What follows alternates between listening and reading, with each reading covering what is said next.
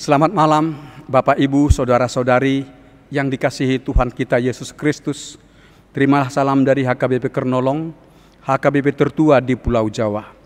Sebelum memasuki peraduan malam, sejenak kita mendengarkan firman Tuhan.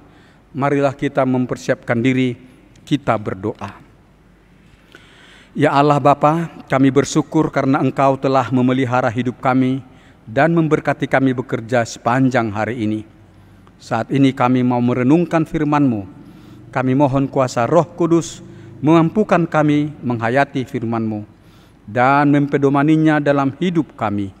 Dalam nama Yesus kami berdoa. Amin.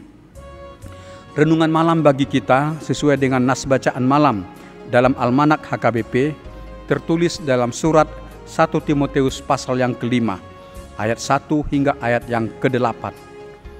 Dan sebagai ayat pembimbing renungan yaitu ayat 1 sampai dengan ayat yang kedua. Beginilah firman Tuhan. Janganlah engkau keras terhadap orang yang tua, melainkan tegurlah dia sebagai bapa. Tegurlah orang-orang muda sebagai saudaramu, perempuan-perempuan tua sebagai ibu, dan perempuan-perempuan muda sebagai adikmu dengan penuh kemurnian. Tema renungan kita adalah menegur di dalam kasih. Sahabat renungan malam Shalom, ketika Rasul Paulus memberitakan Injil di kota Listra, ia saat memimpin ibadah jemaat itu melihat seorang muda yang begitu tekun mengikuti ibadah dan menyimak pengajaran firman yang disampaikan Rasul Paulus. Paulus terkesan akan ketekunan pemuda itu. Dari percakapan dengan para penatua, Paulus mengetahui bahwa pemuda itu bernama Timotius. Ayahnya seorang Yunani, tetapi ibunya adalah seorang Yahudi. Jemaat mengenal Timotius sebagai seorang muda yang berperilaku baik dan terpuji. Berpedoman kepada semua keterangan itu, maka Paulus mengatakan keinginannya untuk mengajak Timotius ikut serta dalam pekabaran Injil. Setelah orang tua Timotius setuju dan jemaat juga mengapresiasi, maka Paulus mengajak Timotius ikut serta dalam pekabaran Injil. Itu dapat kita baca dalam kitab Kisah Para Rasul pasal yang ke-16 ayat 1 sampai dengan ayat yang ke-3. Sahabat renungan malam Shalom, Timotius dibimbing dengan intensif untuk memahami pengajaran Kristen agar imannya semakin teguh kepada Yesus Kristus Juru Selamat. Dalam pelayanan pekabaran Injil, Timotius bukan hanya sebagai pembantu bagi Paulus, tetapi Paulus memberi kepercayaan kepada Timotius untuk melaksanakan tugas pelayanan yang besar. Dalam pekabaran Injil di kota Efesus, Paulus bersama dengan Timotius. Ketika Rasul Paulus akan melanjutkan pelayanan ke Makedonia, sementara pelayanan di Efesus masih perlu dilanjutkan, maka Rasul Paulus meninggalkan Timotius di Efesus untuk melanjutkan pelayanan pekabaran Injil, mendampingi para penatua untuk membina kerohanian jemaat di kota Efesus. Mengingat banyaknya tugas pelayanan itu, selain membina penatua, membina jemaat, Timotius juga harus menghadapi pengaruh-pengaruh kekafiran dan pengaruh pengajar-pengajar sesat yang hendak merongrong iman jemaat. Oleh karena itulah, maka Paulus menulis dan mengirimkan surat penggembalaan kepada Timotius untuk membekali Timotius agar pelayanannya semakin berkembang. Dalam 2 pasal terakhir surat pertama ini, yaitu pasal 5 dan pasal 6, Paulus memberi nasihat-nasihat praktis untuk dipedomani agar Timotius semakin mampu membina warga jemaat. Sahabat renungan malam Shalom, dalam nas ini Paulus mengingatkan agar Timotius juga mau menegur jemaat, kaum bapa, kaum ibu, dan orang muda jika ada perilaku mereka yang bertentangan dengan pengajaran Kristen. Sebagai orang yang baru menerima kekristenan dan yang baru meninggalkan kepercayaan kekafiran atau penyembahan berhala, mungkin saja ada kelemahan atau kekurangan dalam perilaku jemaat itu, dalam perilaku mereka sehari-hari, atau dalam tutur kata mereka sehari-hari. Perilaku yang kurang baik dan tutur kata yang kurang baik jangan dibiarkan, sebab jika dibiarkan bisa semakin memperburuk perilaku orang tersebut dan menjadi pengaruh yang tidak baik terhadap jemaat lainnya.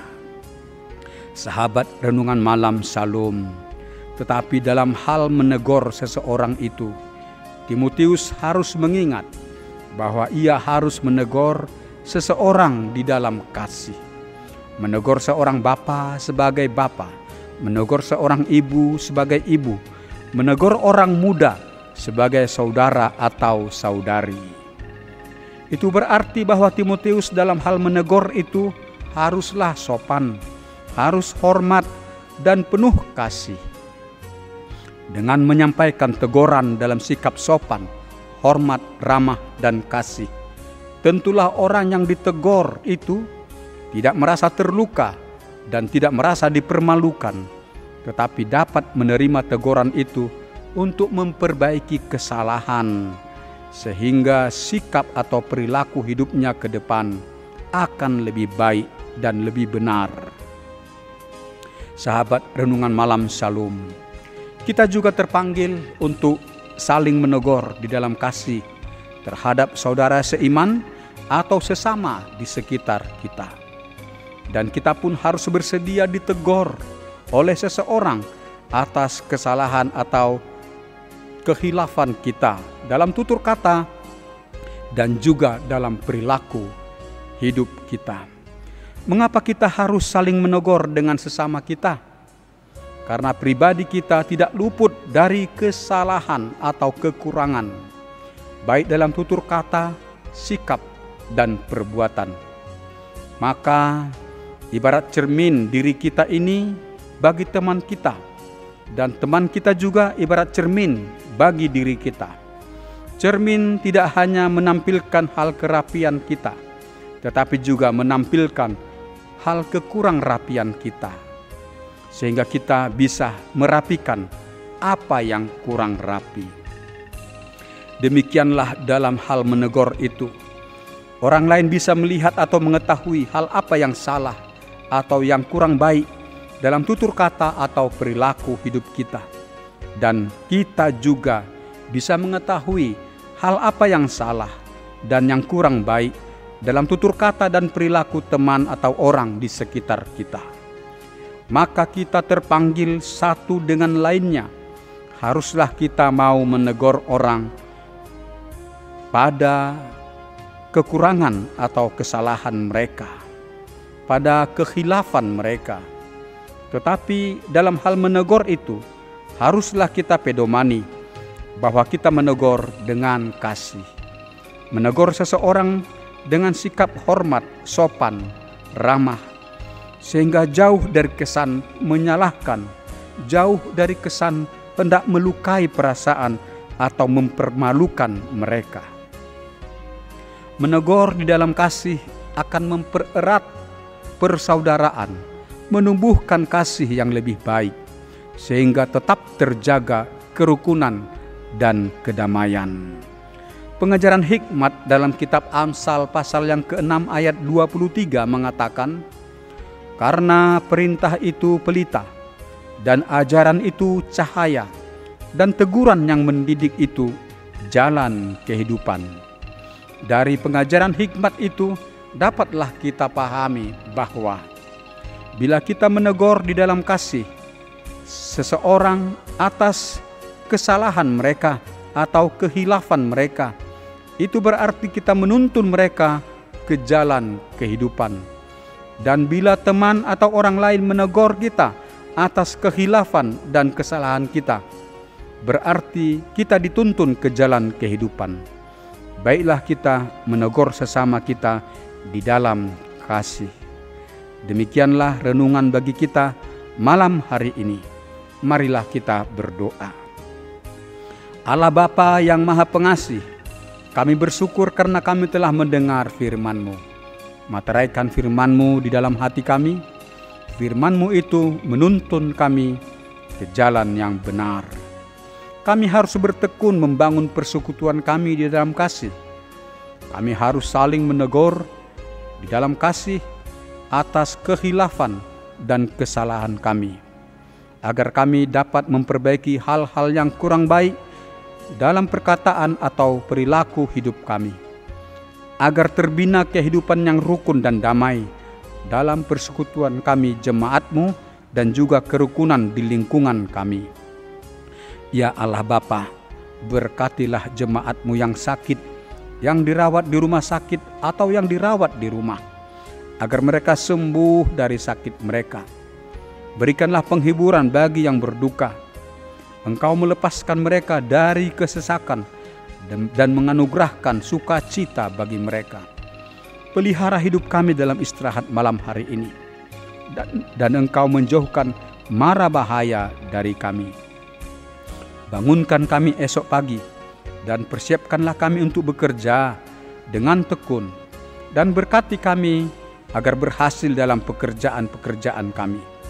Terpujilah nama-Mu ya Allah Bapa, dalam anak-Mu Yesus Kristus Juru Selamat kami berdoa. Amin. Anugerah Tuhan kita Yesus Kristus, kasih setia Allah Bapa, dan persekutuan dengan Roh Kudus memelihara kita sampai selama-lamanya. Amin.